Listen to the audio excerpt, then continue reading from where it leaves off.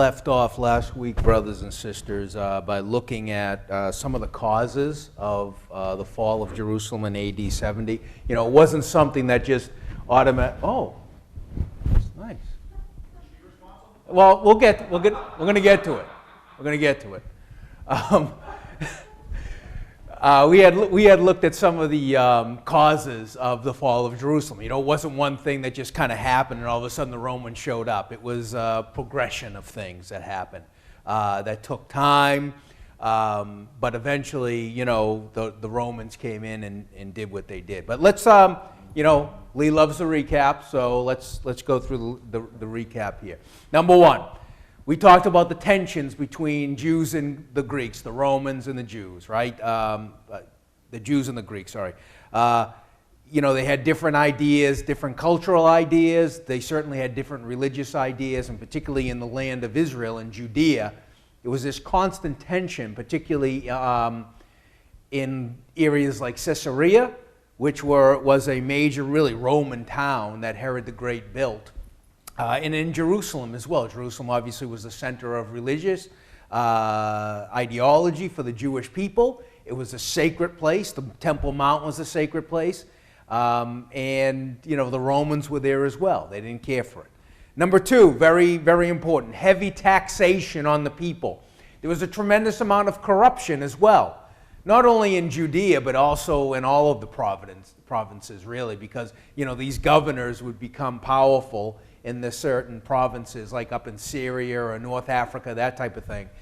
And then they were obligated to give a certain amount of their taxation to the emperor, but they wanted to keep some from themselves, so they would extort, you know, like the rich. But the rich, in turn, would extort the poor. So, you know, it all trickles down, right? It all rolls downhill. And that's exactly what happened. Jewish nationalism was a big thing too. They wanted to be independent. And this is where, you know, they felt that, you know, the Messiah would come and break off the yoke of Roman oppression. In fact, a lot of the disciples were looking for Christ to do that. Will you at this time establish the kingdom of Israel? And they wanted the Romans out. They wanted to make their own decisions. They wanted to stop the Romans from meddling in their day-to-day, really, religious and cultural operations. Just a reminder, I forgot number three, to save Israel from the blank. Can really be anybody, I guess, but that should have been the Romans. Remember the players in all of this, right? The Zealots, the Sicarii, the Essenes, the Sanhedrin, and the Pharisees. The Zealots were uncompromising. They wanted the Romans out, and they would do anything within their power to do that. The Sicarii were a small little branch of the Zealots, and they were the assassins.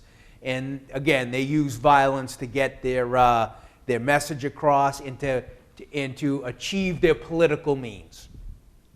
Violence is going to increase as the Zealots become more and more powerful, not only within Jerusalem, but as we're going to see, up in the Galilee as well. Remember, that's where a lot of these revolts are going to start, you know, the Galilee. And it's really where Jesus got his start as well. That's where he did his first preaching. So that's interesting to me. And then lastly, Rome is going to become more and more concerned about the unrest that's going on in Judea. Judea was right at the border of the Roman Empire, right? The eastern border of the Roman Empire. And, you know, listen, we can't have all of this unrest here. You know, you guys, we've got the Roman peace right now. Everyone's making money. It's great. We're trading with everybody. But what's going on? Why are you guys going crazy? So, anyways, good recap, Sister Lee. Yes? Thank you, dear. All right. So let's look at some of the causes now here as well. This picture right here is a artist's rendition of what Caesarea would look like. It had a wonderful port there, so you had a lot of trading going on in Caesarea. A lot of Roman architecture. There's an aqueduct that you can see now. I'm sure Brother Jason can talk to us about that, right? Caesarea, you've been to Caesarea, I'm sure. Okay. Okay, buddy. Jen's been, oh, wow. All right.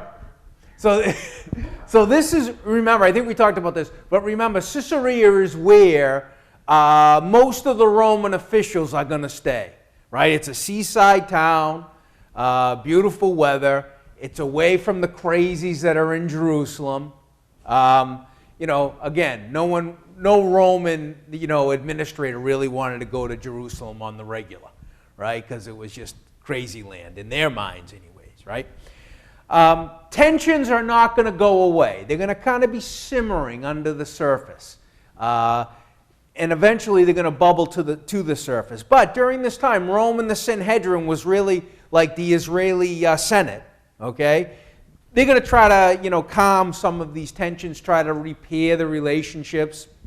And to a certain extent, the leaders of the Jews, the upper class, the priests and the wealthy, are going to try to get along with the Romans as best they can.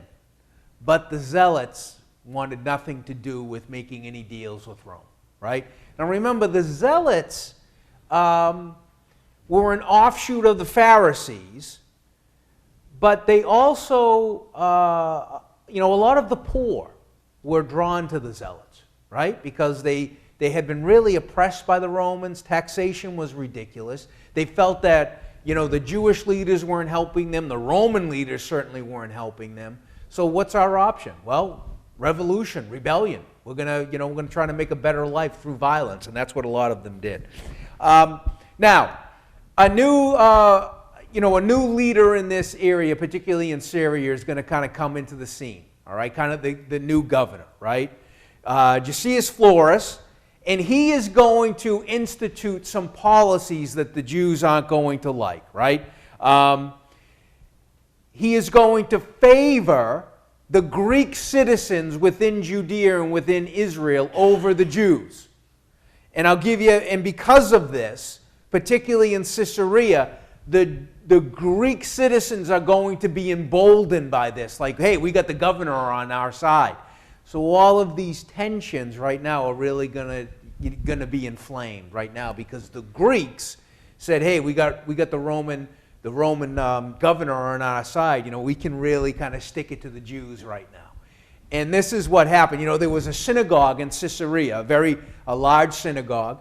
And from, my reading on this, there were some issues around building. Like there were some Greeks that were building an area like right next to they were building a home or a building right next to the synagogue, and it was always making noise. There were people always hammering, and in the services, like on Fridays on the service, there was so much like construction material around that they couldn't get into the synagogue. So the Jewish leaders are like all up in arms. They said to the Greek guy, hey, look, we'll pay you 3 times the amount of the building. And he says, yeah, no thanks. And so, the Jews are upset by this. And so they kind of, there's like this friction. And so the Greek owner of the building gets tired of the Jews kind of harassing him. And so he ends up, a bunch of Greeks kind of get together and they offer a sacrifice right in front of the synagogue, which made the synagogue unclean. And so, the Greeks know what they're doing. They know what the Jews believe as far as ritual purity and that type of thing. And so this makes everyone go crazy. And so there's Jewish riots in Caesarea because of this. People are killed. There's unrest in Caesarea, which is, again, kind of the seat of Roman authority in Judea. All right? Now, to support the Jews in Caesarea, the temple leadership decided to do two things. Number one, they stopped paying the temple tax to the Romans, which was kind of a big deal. It was a lot of money that was coming into the temple. The Romans got a cut of that. All right? So when we think about the interactions of Jesus and in the temple, remember the Romans wanted people to be spending money in and around the temple because, hey, if the temple leadership is making money, the Romans are making money. So when Christ goes in there into the court of the Gentiles and clears out all of the money changers, right, where they're really making the dollars, this is not only going to, be upsetting to the Jewish leadership of the temple, it's going to be really upsetting to the Roman leadership as well, because it's affecting their taxation. It's affecting their money stream, right? So they stop paying taxes to Rome, and they stop praying for the welfare of the emperor. Every day there was a prayer said in the temple for the welfare of the emperor, right? And this is something that the early day Christians did, right? And we are to do as well. Paul tells us, right? The Apostle Paul tells us that we are to pray for the people that are in power, that we may live peaceable lives. It's not to pray that everything they do is successful, that type of thing. It's really like, hey, government, let's pray the government leaves us alone. They're not hassling us, right? And I think that was the attitude of the Jews as well. Hey, I hope the emperor is great, he's successful, just don't harass us, pretty much. So they stopped praying for the emperor. In Jerusalem, the zealot faction are going to get more and more control during this time. And any Roman or Greek that is in Jerusalem, or a Jewish trader, some of the upper class, right, who wanted to make a deal with Rome and kind of settle things out, there's going to be thousands of those Jews killed, along with the Greeks and the Romans that were living in Jerusalem. And so there's death, there's rioting, there's unrest. And so Florus, the governor, in order to kind of prevent some of this stuff from happening and to kind of clamp down on the unrest, he's going to go and he's going to take the Jewish leaders, some of which were Roman citizens. Now, why is that important? Yes, Eve.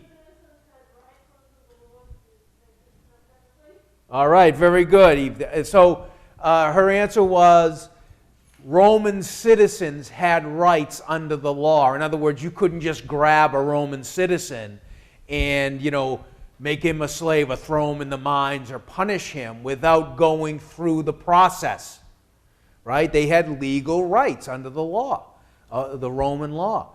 These Jewish leaders were Roman citizens, just like Paul was a Roman citizen, remember?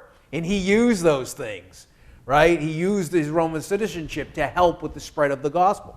But anyways, Florus is like, I don't care, and he's going to crucify a lot of these Jewish leaders, right? Right outside of the city walls. As you go in, you're going to see Jewish leaders crucified, right? As you go into Jerusalem. Now think about the psychological effect of that. That's not going to placate a lot of people, I don't think. And it's not. It's going to backfire. And so again, Rome often did this. They came in there with a heavy hand. They thought they were going to intimidate people. And the Jews just weren't intimidated. They felt like, listen, we've fought empires before. Maybe we lost a few times, but big deal. We can still fight emperors. And that was their mentality, right? And as far as a spiritual thing is concerned, they felt that God was on their side. Yahweh was on their side. This is the Holy Land. It was given to our fathers. And we have these Gentiles now oppressing us, taking our taxes, telling us what to do, defiling our synagogue, defiling our temple. Well, what are we supposed to do? Just let this happen? Absolutely not.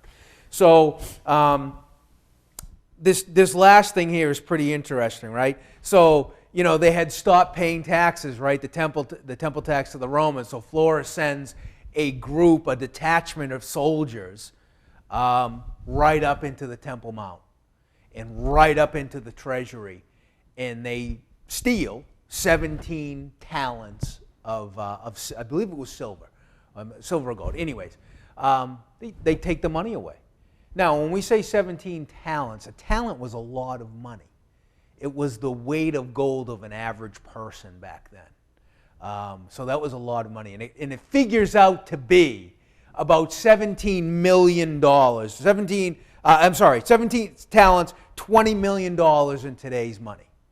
All right, so they just stole $20 million. So that tells us two things. Number one, business was booming in the temple. They had an extra $20 million, right?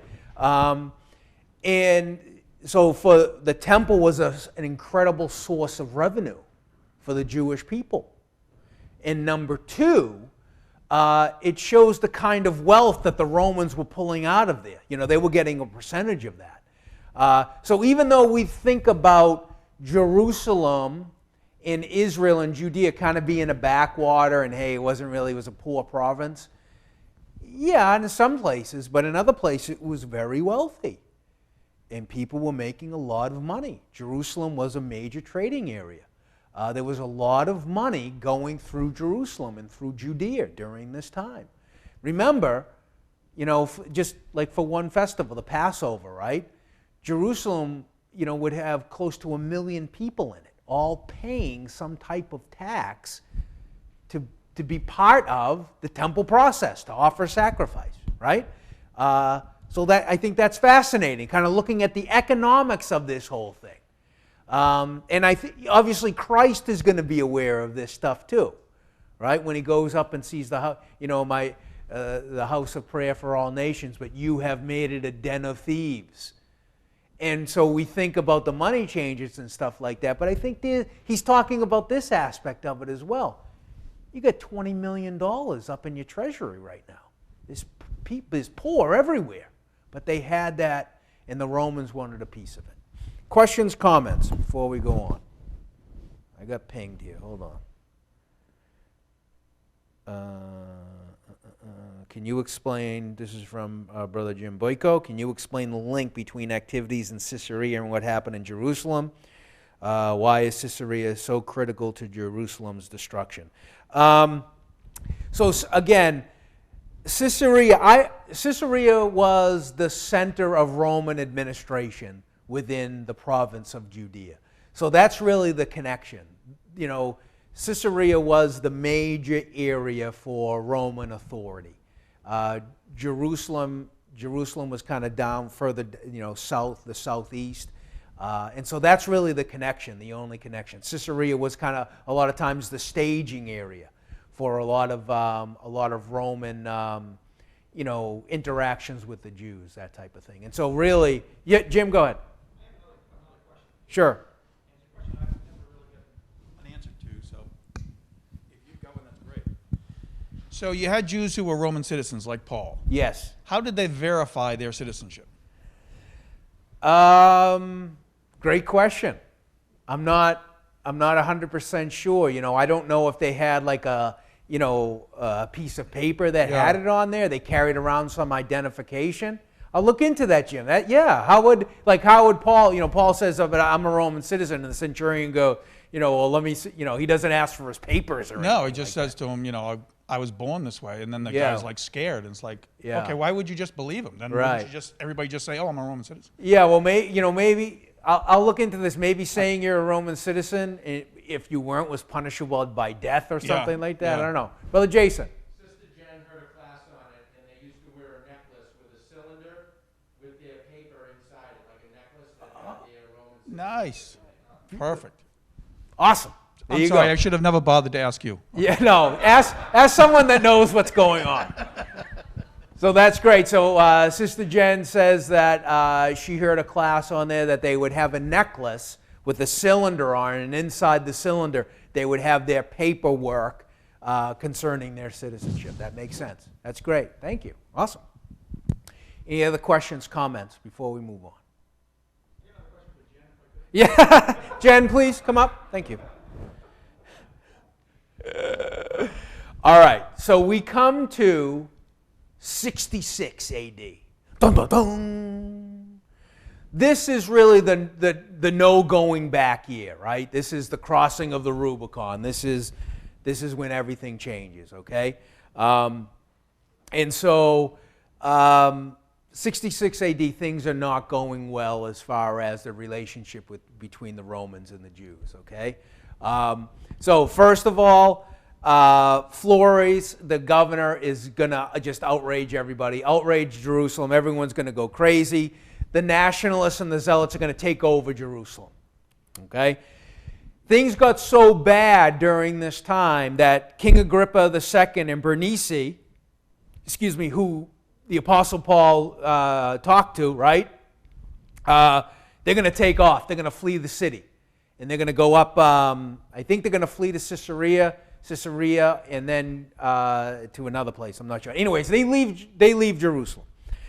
Any Roman statue or symbol of power in Jerusalem in AD 66, the Zealots are going to destroy. Anything that shows Rome has authority over Jerusalem and over Israel, over the chosen people, gone, right?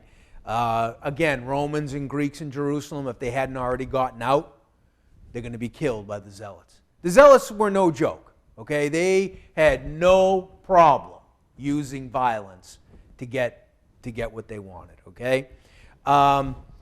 Even Jews during this time, as we talked about, they're going to be killed. Thousands of Jews that were pro-Roman, right, or said, hey, why don't we try to make peace with these guys? You know, I don't know if we're strong enough to take over the whole Roman Empire. Gone. That type of negativity has no place here.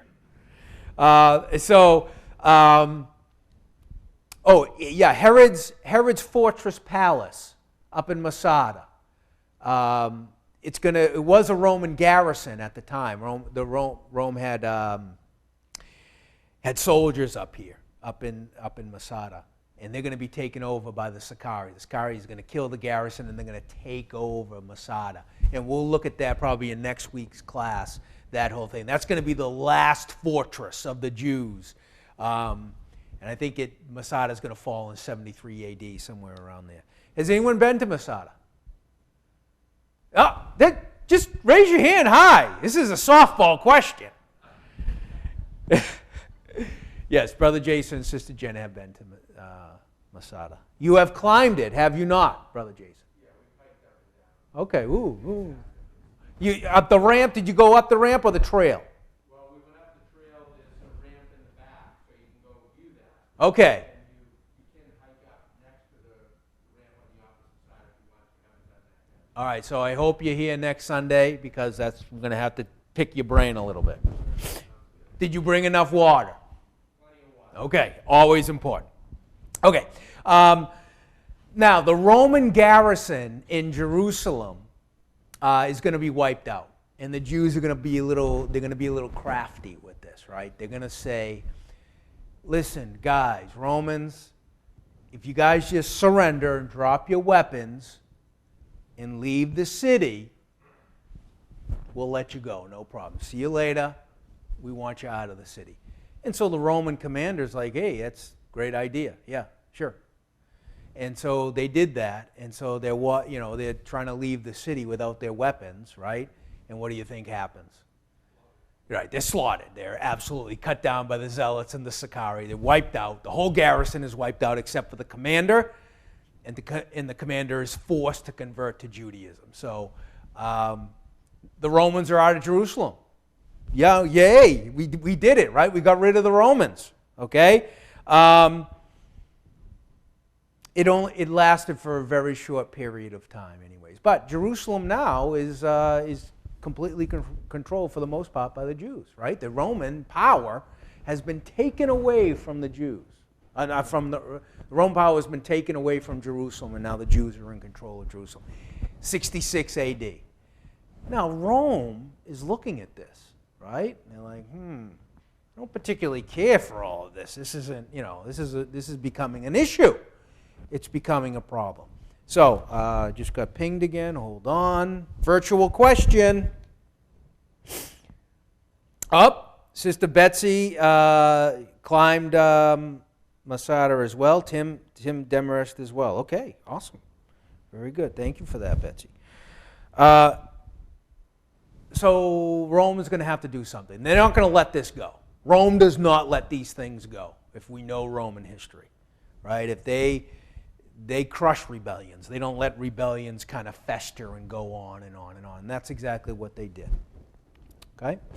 So, I want to just kind of talk about this for a little bit. All right? This is called the First Jewish-Roman War. Okay? And it officially starts in 66 A.D. and ends in 73 A.D. This is one of the issues that is going to prevent the Jewish resistance really from coalescing and becoming a stronger force than it was. And very simply, the Jews couldn't get along with each other. They all had competing ideas on how to deal with the Romans. You know, the wealthier class, the priestly class, they felt that they could make a deal with the Romans. Like, oh, whoa, let's just calm everything down. All right, you know, there's been some unrest. No problem, it happens. Let's kind of smooth things over. The Zealots wanted nothing to do with that. Absolutely nothing. And so they're going to each have their own, you know, they have their own leaders. The moderates have their own leaders. They have their own soldiers. The Zealots have their own leaders and their soldiers. And they're going to slaughter each other within Jerusalem. And thousands are going to be killed. This is going to be a common theme, unfortunately, brothers and sisters, during this conflict, during this war, the Jewish-Roman war. The Jews are going to kill each other with reckless abandon because they didn't agree with each other. So the Zealots are going to kill the moderates are going to kill the Zealots. And this is all going to be happening in Jerusalem and in other places. And so, you know, Rome is going to see this and is like, hey, this is a perfect opportunity for us to kind of march right in there and take care of all of this stuff. You know, it got so bad that the high priest Ananias is going to be killed. And I believe he was the son of the Ananias of the Bible. So he's going to be killed by the Zealots. The high priest is killed by the Zealots. Think about that for a second. You know, the high priest was revered. You weren't to touch him, weren't to speak badly about him at all. And he's going to be killed by the Zealots. So it goes to show us exactly kind of how bad things are in Jerusalem as far as the Jews working together to overthrow the Romans. They weren't working together at all. And that's going to become a major problem. All right. So Cestius Gallus, he's the military general up in Syria, right? Syria was a relatively calm place, and it was a wealthy place as well. So he's going to march down into the Galilee to crush the rebellion. And he's going to bring with him about 30,000 Roman soldiers, some Jewish soldiers as well, because King Herod Agrippa is going to have soldiers that he's going to have march down to crush this rebellion as well. Remember, the Jewish aristocracy, the Jewish nobility, the Jewish royalty, they don't want any uprising at all. They want it crushed as well. They were tight with the Romans, right? In fact, you know, Herod the Great's son, you know, lived in Rome for a long period of time. Okay, now, the major legion, the baddest, the toughest legion that is going to come marching down here was called the Thunderbolt 12th Legion. All right? That's our name. We're the Thunderbolts. And they actually were pretty bad news. They were a ruthless legion. They had a great track record of success during battles. They were over in Britain. They fought in Britain. They fought in Gaul and modern-day France. They fought with Julius Caesar. They fought with Mark Antony and Augustus, right? So these guys are no joke, right? These are the cream of the crop. They're bringing in one of their best legions to crush this rebellion, right? This isn't just Joe Schmo and his gang of people with pitchforks. This is the Romans coming down. The military machine is coming down to crush this rebellion. Okay? 66 AD. Questions, comments? Brother Jason. A little bit obscure, but where does Josephus fit into this? I know we use a lot of his writings and forget a lot of it. This is almost like he's a plant. All right. So Jason's question was, where does Josephus play into this, and what's his role in this? Great question, Jason. We're going to get into that as we go on here. To answer your question very generally, he plays a very important part in all of this because he does two things. He's actually going to be a general, a Jewish general, during the rebellion. He's going to fight the Romans, but he's also, the most important part is, he is going to write a history of this time period. And so we get a lot of our information from Josephus. He's going to write a very detailed history of this account. Okay? Great question, though. All right, now, just to point out, see this picture right here? you notice that the standard bearer is holding the eagle, right? This is the standard of the legion. This was very, very important to have. This had almost magical powers to the Romans, okay? If you had this standard and you went into battle with this standard and you kept your standard, whew, unstoppable. If you were to ever lose your standard, that would be like disgraceful. That's the worst thing that could happen to a legion, was to lose their standard. So just keep that in mind, okay? Very important in this whole story, all right? So, Thunderbolt 12th Legion marching down. Jews have a pretty major problem on their hand, right? Okay. So they're going to kind of, muster up in Syria, and they're going to come down from Syria into Israel. And they're going to pretty much, if you look at the, this map right here, they're going to come right down into the coastline, okay? They're going to follow the coast. And for the most part, they're going to bypass the Galilee, which is interesting. They're just going to leave the Galilee, and they're going to go down the coast, and then they're going to go into Jerusalem. So there's going to be very little resistance, particularly up in the north. All right. Gallus is going to take Caesarea and Joppa, and he's going to kill over 8,000 Jews in these cities, okay, as retribution for the uprising, particularly in Caesarea, right, because this is where the uprising really started. Okay, it's going to wipe out, 8,000 gone. People are going to be enslaved. They're going to lose family members. It's going to be awful. As the Romans move south to Jerusalem, resistance is going to be more and more intense. So it's almost, the Jews, they're not stupid people, obviously, and they understood that in an open field of battle, the Romans are going to destroy them. They're just, set up their legions, and they're just going to plow right into them, kill them all. And so what they did was they used ambush tactics, hit-and-run tactics, where, as they come down, in certain areas, they would fire stones and darts and stuff like that. We'll look at that in a little more detail. And so the Romans are going to lose some men. They're going to lose 500 men as they march towards Jerusalem. All right? And so they're not stopping the Romans at this time, but they're making them pay in blood as they move towards Jerusalem. But eventually, Gallus is going to encircle Jerusalem. Remember, this is AD 66. Okay? So Jerusalem is going to be encircled by the Roman army. Okay, this first Roman army. And they're going to break, they're actually going to use siege warfare against Jerusalem. They're going to break through the first two walls of Jerusalem. Jerusalem had 3 different walls, okay? They're going to break through the first 2 walls. But as they get up to the wall where the Temple Mount is, they can't get through. And the Jews are just fighting like crazy, ferocious battle for the city of Jerusalem. And for whatever reason, and we're really not sure why this happened, Gallus makes the determination to stop the assault. They couldn't get through that third wall. And so it really demoralized him. He said, look, I don't have enough troops. I can't take the city with only 3,000. I need to get more troops. So his plan was to withdraw from Jerusalem and go to the coast, so he could be resupplied and more soldiers could be brought in, probably by ship, to reinforce the 30,000 that he had.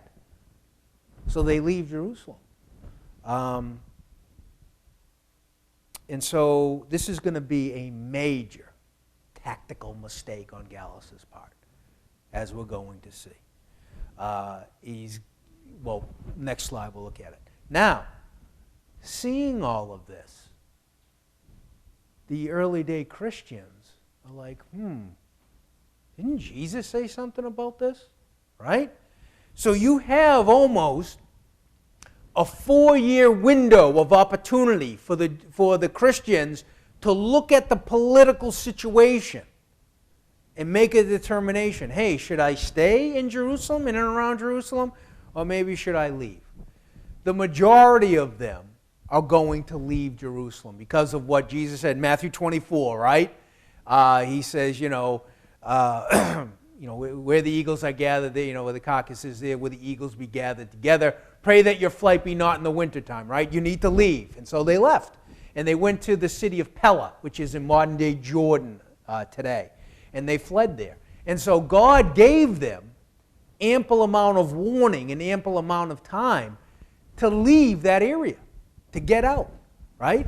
And this is, again, 66 AD. We're still 4 years away, really. Well, probably closer to 3. 3 years away from the actual fall of Jerusalem. And even then, there's going to be even more opportunities for the Christians to flee and to get out of that area.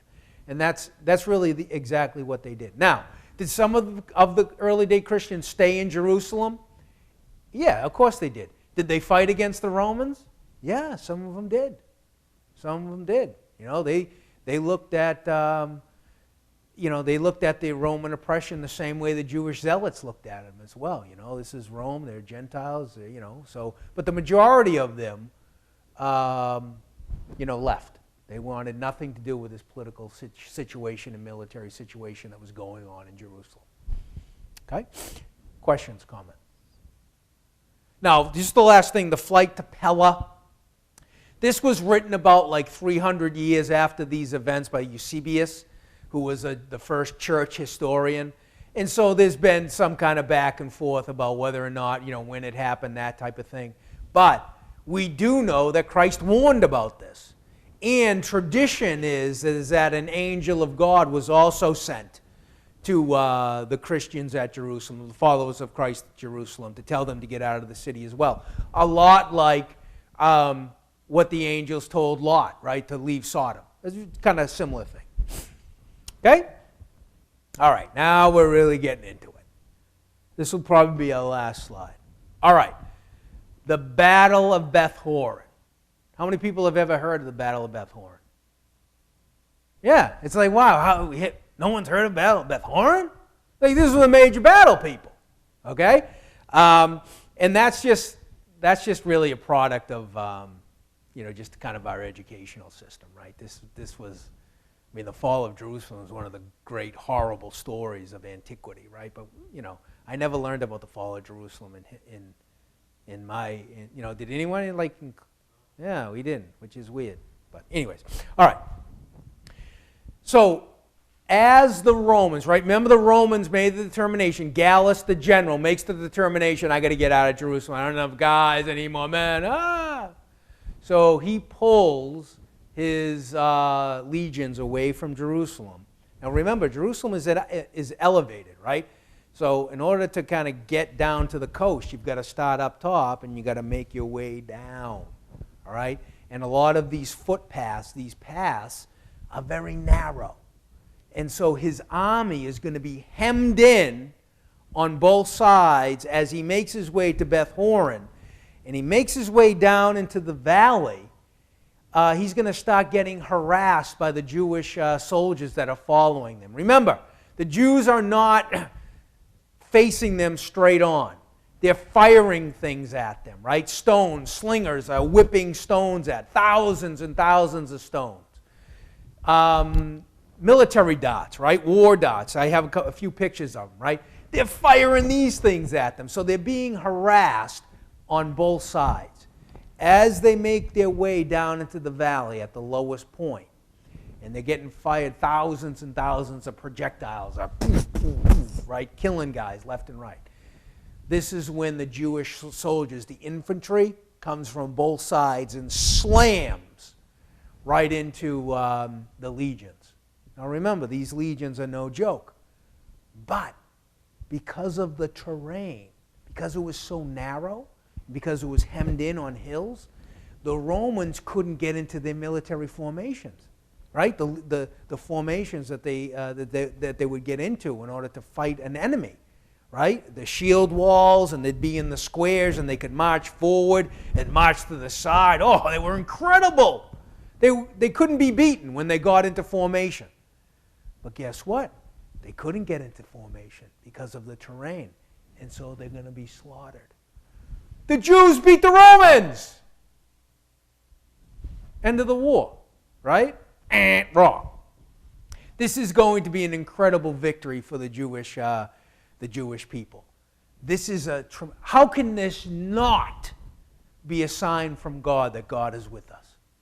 We are going to be independent, right?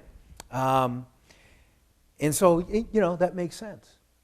This is going to be really, they're going to rally around this victory, the Jews are anyways. And they're going to get thousands of people are going to come to their side. People that were kind of on the fence, like, I don't know. After this, everyone is really going to be on the side of independence, and we're going to beat the Romans. God is with us. End of story. This defeat by the Romans was so bad. This was the worst defeat by a rebel army ever in the history of the Roman Empire. Ooh, right? Wow. So 6,000 plus soldiers are gonna die. That's almost the whole legion, the Thunderbolt Legion, the big bad Thunderbolt Legion is going to be almost completely annihilated by the Jews. Okay, the Jewish soldiers. What else was I going to say? Oh yeah, they're going to lose their standard as well. Oh, it was like the worst thing that could ever happen to a legion. They lose their standard. And that's what happened. We don't know what happened to the standard. Now, there's a great little book, I forget the name of it, but it's actually a story about this, and it's like historical fiction where, they lose their standard and the Jews bring it to Jerusalem, which they probably did, and probably put it in the temple, right, most likely. And there's a story that the Roman soldiers tried to, get it back and all this stuff. It's, again, historical fiction. Gallus is going to escape. He's going to leave like 400 of his best soldiers behind. Like, hey guys, can you hold them off for a little bit? And so he's gonna take off. And so he really sacrifices his army in order for him to escape. Massive loss of life, massive loss of supplies, massive loss of weapons as well. Okay? And guess what? The Jews are going to chase the remainers all the way to the sea, and then they're going to come back and they're going to have all of this booty, right? All of this supply, and all the weapons as well. And so this is going to help actually with their defense, right? They're going to say, hey, thanks guys, appreciate it. All right, questions, comments on this? All right, here's our last slide. So what are we talking about when we're talking about, we all know what a sling is and a stone and stuff like that. They would fire those thousands and thousands of them, Just think of, say you have 500 men. Just say 500, or let's just say 1,000 men. And they're all lined up on the hillside, and they have a sling, and they're just constantly. I mean, these guys could whip these stones. Remember the tribe of Benjamin were incredible, right? They were left-handed, and they could really. So the Jews were known for their accuracy, their deadly accuracy when it came to, slingers. And also, they would have these darts as well, and you can see one of these guys here again, kind of whipping these things, and they go poof. And so you hit one of these, they stick into your shield. Your shield can't work. Hit you. Imagine getting hit in the head by one of these things, or it gets lodged in your thigh or your back. Not great. And so just imagine tens of thousands of these raining down on you. You're trying to protect yourself, and then all of a sudden, thousands of soldiers come and crash up against you. So that was the reality of the situation. All right.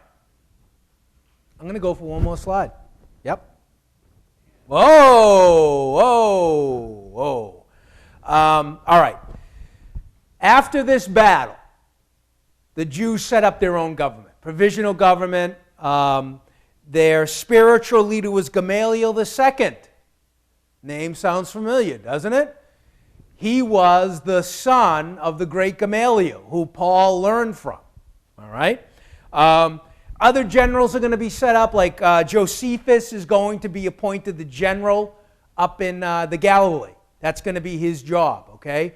And he's going to go up to the Galilee, and he's going to fortify a lot of these towns. I want to skip down to the Jewish rebel army attack Ashkelon before we jump back to Josephus, because this is important to note.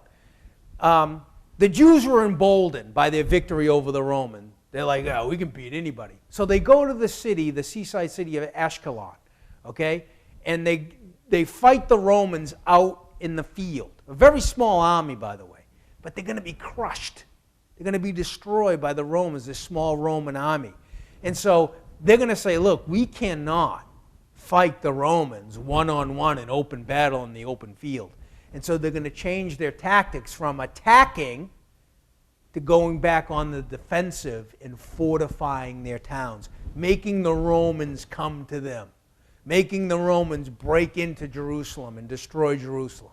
And that's exactly what they did. They're going to fortify all of these towns, particularly up in the Galilee, and that's going to be Josephus' main job, to fortify these towns against the Romans. They knew the Romans were coming back. The Romans just didn't let these things go. You know, you don't lose a whole legion of men and then just say, okay, guys, you win. All right? Romans didn't act that way. Okay? All right. Let's stop there. We'll stop at this slide. And next week, Lord willing, we'll look at some of the background of Josephus and then, you know, kind of the fall of Jerusalem in AD 70. Remember, it's AD 66, guys. Brothers and sisters, it's 3 years out from the main battle.